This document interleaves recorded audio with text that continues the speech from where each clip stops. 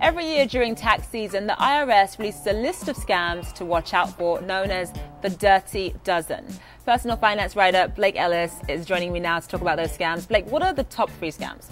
Well, number 1 on the list this year is identity theft, and that has been a huge issue for the IRS and for taxpayers in recent years because it's just become so much easier for people to get hold of personal information like social security numbers and names and birth dates, and they're using that information to file fraudulent tax returns in other people's names. One indication that you've become a victim of identity theft is if the IRS sends you a notice saying that multiple tax returns have been filed under your name. And if you've been a victim of identity theft in the past, or you think you're at high risk of identity theft because maybe you've lost your wallet, you can always contact the IRS and alert them of that so that they can keep a closer eye on your tax record. And a lot of times this year, a lot of people get a ton of tax-related emails.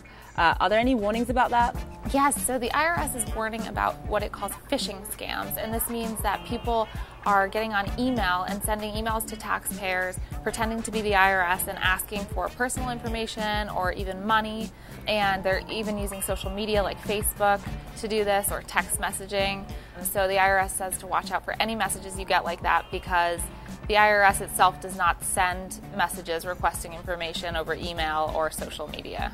Okay, that's scary. And what about number 3? What's number 3 on the list? Number 3 is tax preparer fraud. So while there are lots of great tax preparers out there, there are also some shady ones who are just out to get your money. So the IRS says to watch out for preparers who promise you a refund that just sounds too good to be true, or that's much bigger than the refund you've gotten in the past, or that bases their fee on the amount of the refund.